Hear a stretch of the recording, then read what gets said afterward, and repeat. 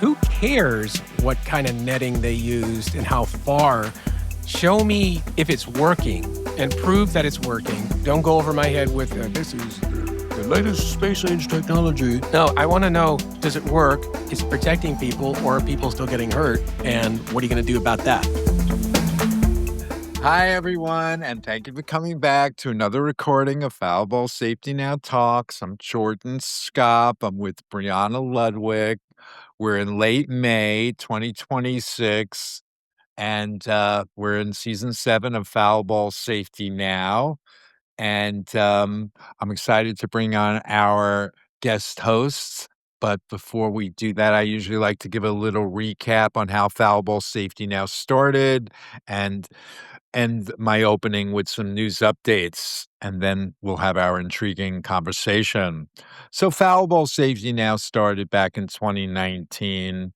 I saw something very disturbing on the news, which demonstrated that balls are flying very fast and hitting human beings. In this case, it was a child. And shortly after that, I met somebody by the name of Brendan, an investigative reporter who's been with me all this time. We just started collecting and archiving and meeting people who have been on all sides, from the victims, people that have been hurt by the balls, and also the players. We've interviewed more than 30 men who've played the game, still play the game, mostly past players who had a lot to say about the matter of balls and bats going into seats. Also been to court in Illinois from 23 to 24, probably went 40 or 50 hours with an attorney to make some sounds in a place called Peoria, Illinois. Peoria was an affiliate of the Cardinals. I think they still are. They were one of 120 that didn't even have netting above the dugout. Commissioner Manford suggested that all teams by 2025 have nets to the end of dugout. Peoria, at the time, didn't even have netting above the dugout. So we went a few rounds in court, made some noise, but at the end of the day, the Peoria Chiefs did comply, not only putting netting above the dugout, but extended further down the line.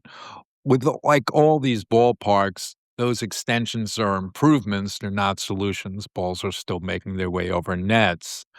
This video that aired in 2019, the 5-minute video, which we call Exhibit A, there's still, as of the end of 2025, 30 to 40 cities of these professional ballparks. They may not be MLB minor league clubs, but they're MLB partner leagues. Still no netting past end of dugout. And when you see Exhibit A, and then you see that this 7 years later, 6, 7 years later, still no netting past end of dugouts, you see kids getting smashed with line drives just past end of dugout. So all ballparks, inside and outside, definitely need individual attention.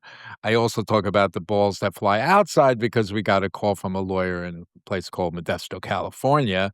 Last year, around this time in the spring of 2025, a lawyer says, Jordan, our client, was hit outside the ballpark in this baseball season of 2023, and could we help? And we had a call, wasn't too much time with this particular attorney, and we learned a few months later the case ended up being settled. I wrote 3 letters to the Modesto newspaper trying to bring attention that it's no free ride at the parking lot in Modesto, California. There are strings and conditions attached to parking the car. There's one or many balls within 3, 4 hours that will go outside the ballpark during batting practice and games. So, that being said, there's all kinds of things that we're learning and interviewing people. Brendan and I have interviewed victims and family members and baseball players. And just in the last few months, we've been meeting all type of insiders to baseball, people that are currently coaching and playing, and I'm trying to incentivize them to organize conferences, which I've done already with lawyers and pediatricians. I spoke to probably 100 lawyers and 35 pediatricians over these years, and out of those 135 calls, I had 3 conferences, but many of these lawyers and pediatricians responded to a help wanted post. They wanted to make hundreds of dollars an hour because I was looking for conference organizers of pediatricians and lawyers. And now I'm looking for conference organizers of baseball players and coaches that could bring other baseball players and coaches. Those probably 60 calls I've had with the players and coaches recently have led to 2 conferences. So we're talking about 200 phone calls and a total of 5 conferences of lawyers, pediatricians, players, and coaches. Most people just want to talk and maybe look at the baseball mirror like they haven't looked at it before. These recent calls have been very interesting because they're telling me things off the record. And I'm saying, well, let's get guys in a room. I'm not going to record. It's your opportunity to open up about the issue. It's great that these 60 calls have led to 30-minute individual calls, and they've had an opportunity to speak about this for the first time, but most of them are not interested in then getting 5 or 6 buddies together so we could talk. But I'm pleased that at least people are responding to the post, and I could tell that they would like to play the game free and clear ultimately, and I think anyone would. Some updates. Just in the last few months, we've been finding out some pretty horrific things that are happening. And we get contacted just recently by a woman who was unfortunately at Dodger Stadium a year ago, just past a year, in May of 2025. She was at a Dodger game, and unfortunately, she was struck by a ball. And she had to go to her high school reunion a month later with big bruise. And she was very nice to give us the time and tell us all about that experience. And there's really no genuine apology available because when people are hurt at baseball games, there's really nothing that the teams can say other than, "Do you want some free tickets for the next time?" Because a genuine apology would mean that, in fact, it wouldn't be happening to anyone else, but they can't ever promise that. And there's a thing called the baseball rule, and teams have had that in their, arsenal for over a century. It's been back in 1913 when you're going to the game and you're assuming the risk. And you're going there at your own risk, inside and outside the ballpark. And there's very little the team is going to do to make your situation better because they have no intention of finally addressing the elephant in the room, which is the baseball rule, and m providing solutions. They may have intentions, but they're falling way short, and there's not enough third-party intervention. And then in Seattle, an 18-year-old boy was hit by a ball a little over a month ago by Josh Naylor, Right. and he had a concussion. Brendan, the investigative reporter who I spoke with, has already connected with the mom, and talked to her. And then just recently, we interviewed a woman who was unfortunately hurt, last weekend, also in Seattle, where a ball went over the net and hit her. She's going through certain things right now. It's very early, and we just made contact with her and spoke with her, so we'll see how she does with the immediate aftermath of that incident. So there's always news at Foul Ball Safety Now. How are you today, Brianna? Doing great, Jordan. This is a super important topic, and I'm excited to dive into it and discuss it with you today. So, without further ado, I'd love to invite on our guest host for the day. He is a business professional, actor, and musician in the DC area. Welcome, Gregory Ligon. Hi, thank you very much. I'm really glad to be here, and I appreciate the invite, and I'd like to say to Jordan, thank you for everything you've done in the last 7 years to raise awareness, and, I'm looking forward to seeing the results and to reading about it in your book, which is soon to come. Since you mentioned the young lady in the Seattle Times article, just came to Yep. my attention. Yep. So I was just reading about her.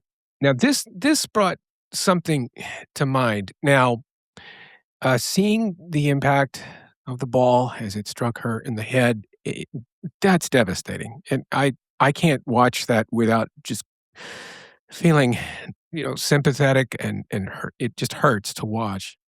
Now, I'm grateful that she had, friends with her and that they got her attention. She got to visit the emergency room and hopefully, we'll learn how long-term effects that there might be. But I wanna draw attention to something that made this article especially poignant to me. It's the fact, first of all, the netting that is used there is not at all dissimilar to what we have at Nationals Park in Southeast Washington, DC, and I'll get the specs dug out in just a second. So it goes to show you that you can't, assume that if an organization has gotten to the point where they say, "Well, geez, we better get some netting," great. Don't assume that's the end of the story because foul balls can still, reach higher than that netting, and you can still get hit. So, just never take that for granted. There was something about this particular scenario that was unique. First of all, the fact that, as a matter of happenstance, this young lady and her family just happened to be filming a selfie, and this incident's caught on camera. But what made this particularly, upsetting to me was to read that as she posted this, the trolls of the internet are gonna troll, and they were making insane comments. Things like, "It's her fault, she should have been more careful." There was toxic masculinity in, rare form. There was just, an astonishing amount of hate, and I can't for the life of me understand in this day and age now, I happen to work for a software company, and our software we specialize in digital forensics and e-discovery. Let me make a picture for you. Sure. If you think you've deleted a comment that you put insensitively on the internet and it'll never get, I hope to tell you the internet never forgets. And Yeah. if it used to exist on a hard drive, it can re-exist. If it Sure. used to be on an SSD and you thought you wiped it, it can be found again. Just don't post things that you don't want your children reading 20 minutes from now or 20 years from now. Sure. Just don't. Right. Now, I hope that this is simply a case of the internet in this day and age and the toxic comments that people make insensitively about body shaming this young lady and her family members, saying that this is a man's game. Somebody posted that in this day and age. So that's ugly. It's bad enough that she had to go through this incident to begin with, and that she had the courage to post it online. Thankfully, most people were supportive. I wanna ask you, Sure. in all this time, in the last 7 years, Yeah. does this seem like an unusual circumstance that people become venomous and hateful about this topic? Like, they say, "Hey, it's your fault if you get hit by a baseball," let alone the fact that the organizations are reluctant. What about other fans who are saying, "Forget it. The baseball rule, and that's all there is to it, and it's your fault if you get hit by a baseball."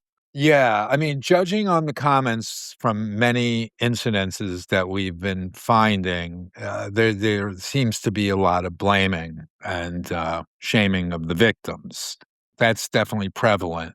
Now, the type of people that are posting, are these people the guys that I go out with and call friends? Maybe, maybe not, because maybe they're just immature or they're silly and they just like to jump on the bandwagon and blame people. Our guests, I don't think any of the guests that Brianna and I have had on previous recordings, if one or more of our guests shamed any of the victims, I would be shocked because Brianna and I we're careful on who we invite on to these recordings. So we've done close to 100. So those are the people that I would be concerned about. I can't really go by trends. I don't go by those Uh, I don't go by even if there's a million views or a million comments. I never really was of the one to critique or evaluate the comments and group them as such. So I'm just going to say that like-minded people, which is an old expression, will understand that this woman probably didn't think that this was going to happen, and unfortunately, it happened, and it could have been any one of us who all went to the game to have a good time and weren't thinking there were strings and conditions attached to that experience. But in reality, there are strings and conditions and always will be Hmm. and will continue to be. And as of this article, so they cited a 2014 statistic that said there were at least 1,700 such incidents. Have any kind of peer-reviewed studies continued? And are there any more statistics that are more contemporary that could suggest that this has improved or that it's gotten worse? Well, yeah, I'm able to cite our own research, which, just from newspaper articles from 2008 to the present time, we know of at least 45 little children that have been struck by foul balls, mostly head injuries, and mostly coming from major league data. Now, we also know there's 5 times as many more games in the other professional leagues than there are at MLB. There's 2,460 MLB games every year, but there's, I think, around 14,000 other professional games every single season. So, yeah, they're not making $1 million a year, but they're hitting the balls at 100 miles per hour. These are grown men. So, in Modesto, California, it's just one example of a ball that left this ballpark and struck the woman who was an affiliate of the Seattle Mariners at the time in 2023. So we know of the NBC study, which is also something that people can wrap their head around.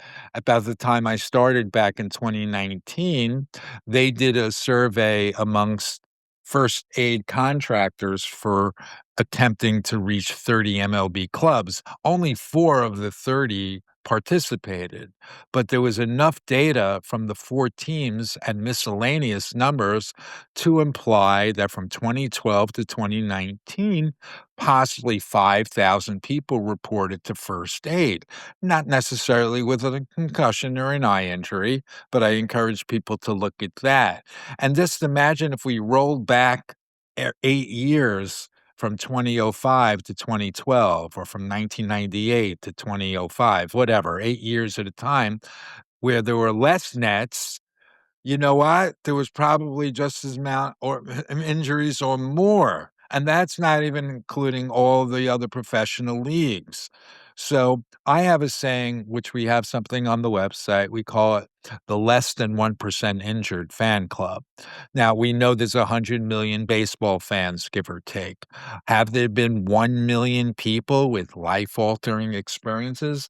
I hope not, but I know for a fact there's been thousands, and maybe I'm not gonna go thousands upon thousands, but you know what? You might, as a guest, after you do your own research as a guest host, say, "Jordan, I've now concluded there's been this amount of thousands of people have been injured," and I would say, "I'm not gonna second guess you. Thank you for doing more research than I." We don't want to inflate anything at foul ball safety now.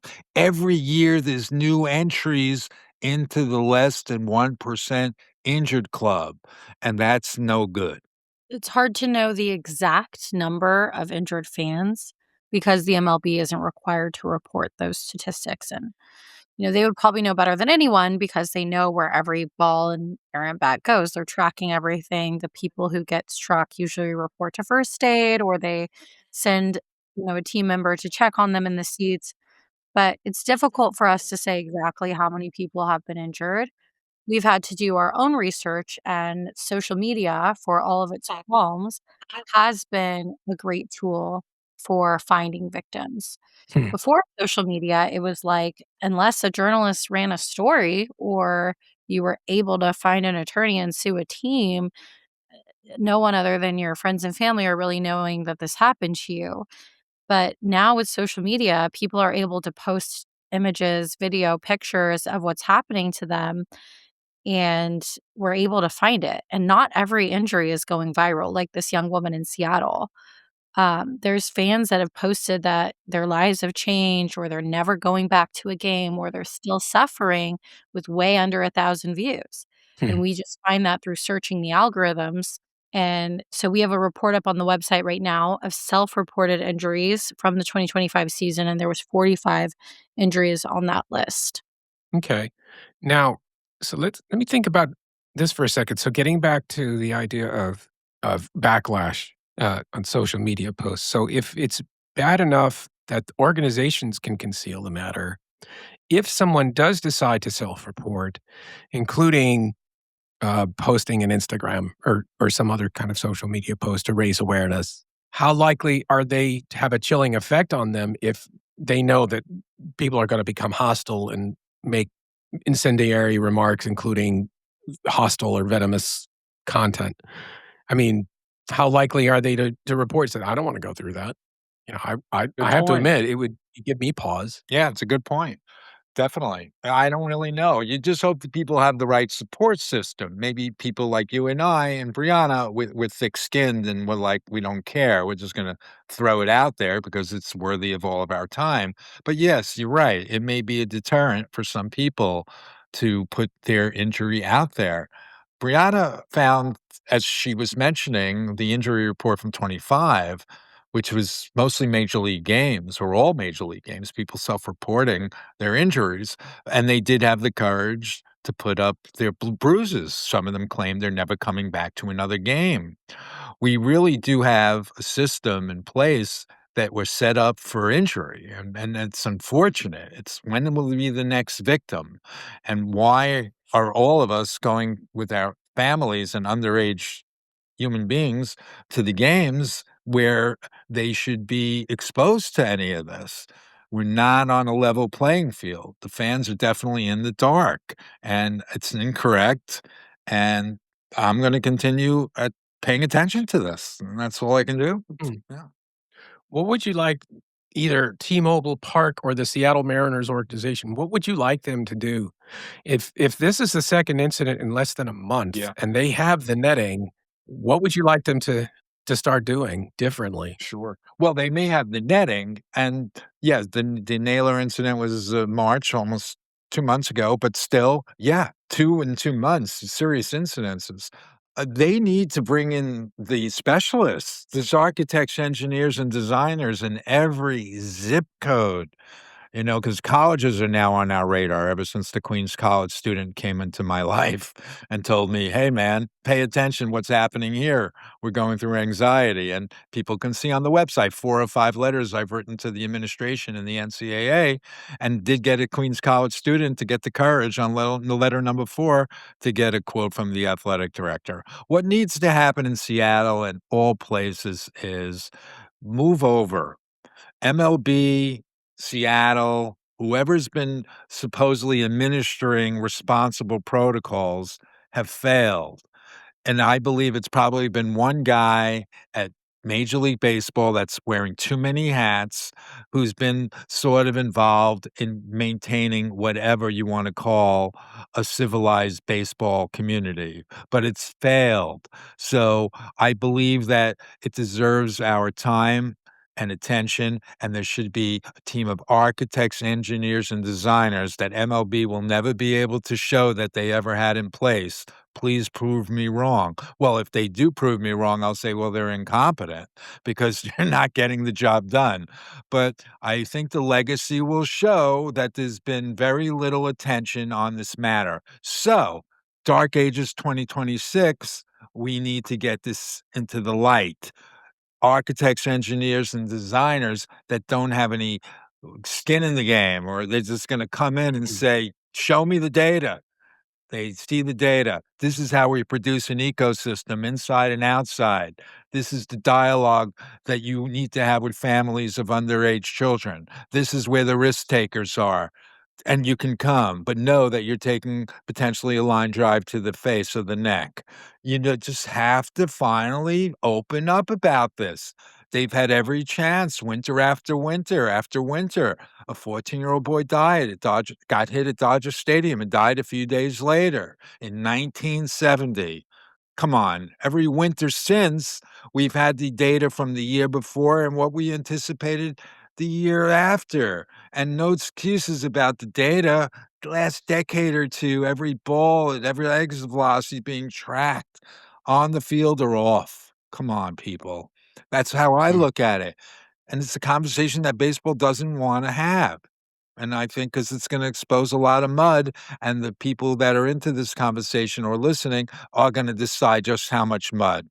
And that's all we can Right. do. That's all we can do. Of Let me throw a geeky course. statistic at you. So I think that this is true in both Nationals Park and T-Mobile, but field green ultra cross knotless Dyneema netting. Sound familiar? No. Okay, so this is based on a letter that I read. It was by the Lerner family. That's the ownership of the Washington Nationals, Okay. as well as just my own research about this particular problem. Apparently, this product is what's used to provide the netting, and I guess according to this, it's a lightweight 4-ply material. It's what gives it the knotless texture. It has that mesh appearance, and it's what basically covers the field, yet allows for fans to continue to view the game unimpeded. So, Mhm. I'm I'm gonna assume, is that the best we can do? Once you've got that netting, are we done talking? It's like, "Yeah, we got the netting, it goes all the way to the dugout, or it goes all the way to the foul pole. We're done, you're welcome." Is that the end of it, or what else should we be talking about? And is that a good enough product, or is there something better? Well, again, it may be above our pay grade to lay out the netting where it's done satisfactorily, but also the social cues and the social preparation about what our expectations are when we go to the game.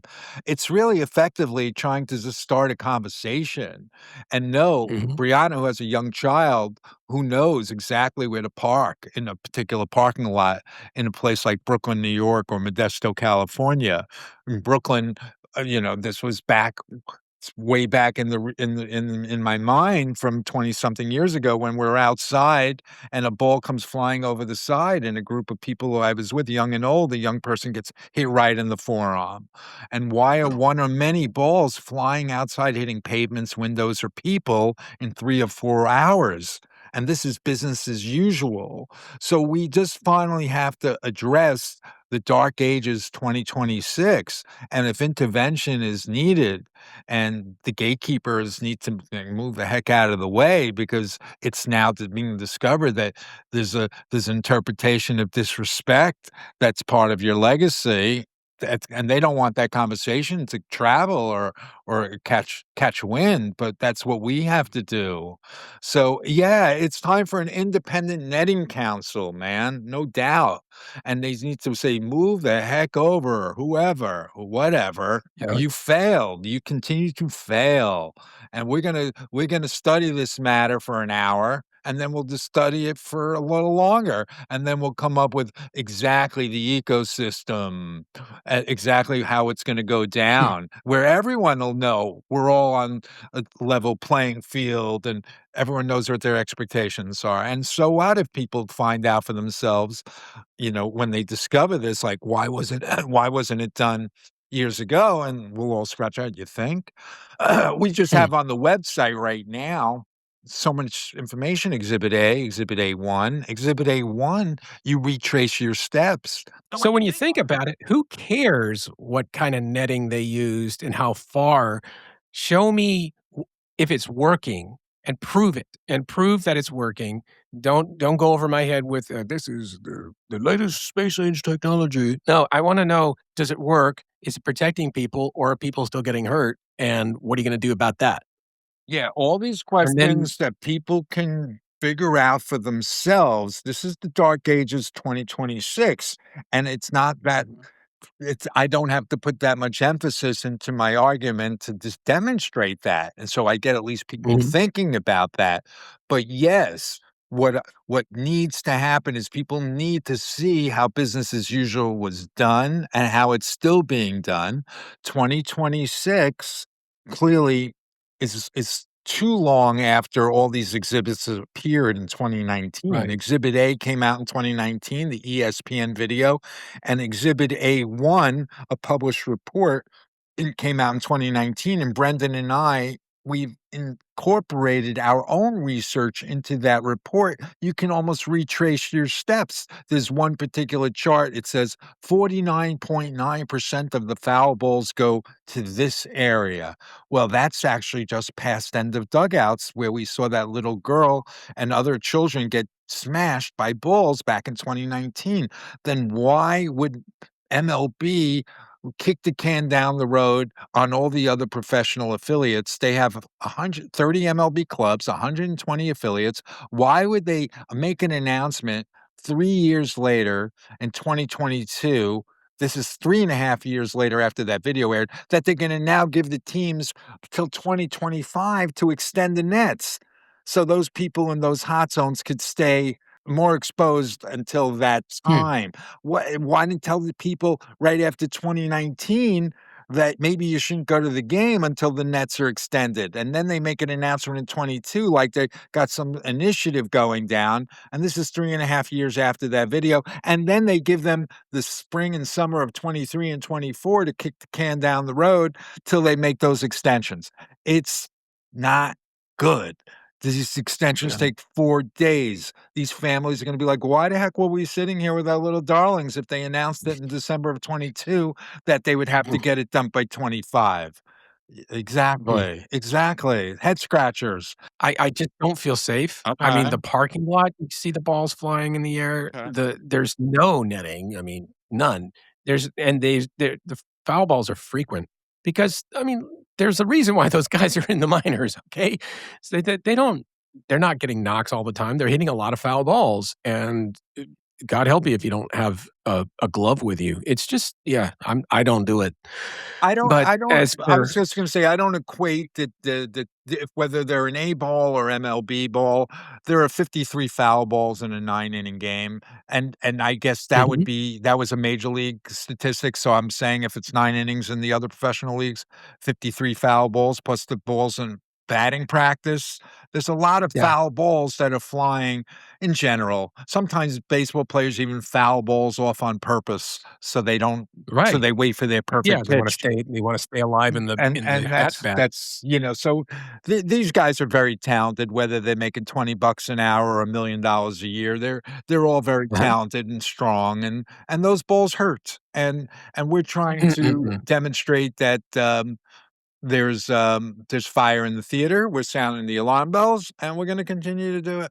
So tell me Yeah. something else. Now, as you're researching foul ball safety, Mhm. what, if anything, can be done about home runs? Because I'll tell you a story. When Sure. one of the games when my company paid for tickets and I got a really nice box seat at a Nats game, right? Mhm.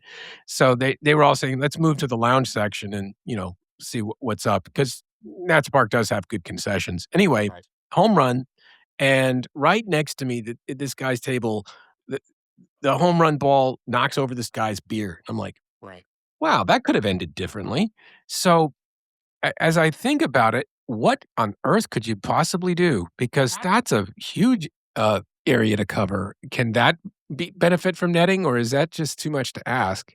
It's just the three of us talking, and who's to say that these discussions should not be happening? I want to have these Mhm. discussions. It may be above my pay grade. I like to interpret everything as this is my first impressions. I'm going to stay talking about this until I don't have a reason why I should not talk about it. So, what you just Mm. brought up is obviously worthy of a good discussion. 11-year-old Jimmy with his glove may not be ready to catch the John Carlos Stanton home run in right field at Yankee Stadium. Yeah, I get right. it. Not ready. Even little leaguers during an all-star game like 3 years ago were out in the outfield. At least they weren't in the infield. They were out in the outfield shagging flies in the home run contest, the balls that either go over the fence or just come short, and they're out there with their gloves, and one kid got hit in the face. They're not ready, and we have little kids and fans in these sections who are exposed. Kids should be able to play patty cake. People should have a tender moment with their loved one. Our heads should not be on a swivel, wondering, when the next ball is coming. We're not action figures. We're not superheroes. We weren't meant to get out of the way. So I don't want to hear that we need to be extra attentive if we're sitting there. We're not that type of human being, man. We can't get out of the way. Let's acknowledge that. Yeah, that's something I'd like to see. I have to admit that that's something I've been thinking about, but I haven't seen any research Uh-huh. about it. So with that, there was another incident that I saw from your research about wooden bats. Mhm. Now, and the fact that one splintered and hit a child, Mm. and I don't think any netting in the world can help it with that. And over the last few years in particular, as Huh? pitching velocities have increased, I'm noticing a lot of shattered bats, Yeah. a lot of broken bats. And I'm starting to think I don't want to begrudge any baseball player the equipment that they trust the most and the thing that they love the feel and the thing that they rely on. But is it time to start talking about wooden bats? Are those things maybe kind of anachronistic and dangerous? I don't know. Well, I'm just 2 nights ago on May 19th at Yankee Stadium, Yankees Blue Jays, another incident at Yankee Stadium. Last year, people wanna check, June 22nd, Yankees versus Orioles. I think it's a 15-minute 12, 15-minute 13-second video. You go to the 8-minute marker, and you see a bat go over the net. And like, why are bats still going over the nets in 2025? And then I'll just give you one more incident that we know of. Also last year during the playoffs, where Jorge Polanco hit 2 home runs, and right one of his next at bats, he breaks it and nobody knows where the mm, broken bat had gone, but when they showed the commercial upon replay, you can see the bat coming into the seats like a boomerang that could spear your heart, and the announcer even saying, "Yikes, look out," and nobody on social media picked up on it because there's so much cotton candy and excitement going on at the game. Nobody's talking about broken bats coming over the nets in slow motion, even after an announcer says, "Yikes, look out." And then 2 days ago at Yankee Stadium, you see a guy break his bat. It's an abbreviated version on House of Highlights, Yankees versus Blue Jays. You go to the 2-minute 15 marker, and you see the bat break. You hear the announcer say, "The broken bat just found its way into the seats." And it's like, hmm. why are broken bats? In 2026, are there any lessons to be learned by any of these previous incidences in different ballparks? Unfortunately, nobody's talking to each other. And again, somebody could have been on the other end of one of those broken bats that could spear your heart or neck. It's Mm. Yeah. insane, man. Like, I'm not hearing anything from manufacturers saying, "Geez, what should we do about that?" Can we, like, use Well, quarter sawn wood? And I don't know. yeah. What did I you mean, do? again, it's not supposed to make its way into the seating area, and potentially splinters may find their way through the holes in the nets, I guess, but we're talking about big pieces of bat that could tell you, your head is never gonna be the same again or worse. The splinters, they splint and they go and they shatter. Hopefully, they're not gonna reach the seats, I guess. I'm concerned about that freaking barrel of the bat, and the barrel of the bats and making their way over the nets on May 19th at Yankee Stadium, man. What are we doing here? Not enough, not Mm. enough. But we're Yeah, talking about that's it. We're that's talking troubling. about it. Yeah. That's a good thing. Yeah, I'm glad we brought it up because Yeah, yeah, I'd like to see what if somebody's thinking about it at I least. I mean, there know. was a big deal made about torpedo bats, and, everybody was all up in arms about that, so, yeah, well, what about wooden ones? There's You know? so much data, and again, it's worthy of all of our time, and business as usual has been incorrect. I want the people who are listening and the people who are coming to this conversation for the first time to have that epiphany of awareness and hopefully slash outrage. And then we can go Hmm. out to lunch. We just have to get the right people to be open to understanding that this is the legacy of business as usual and the present tense, and what can we do about it?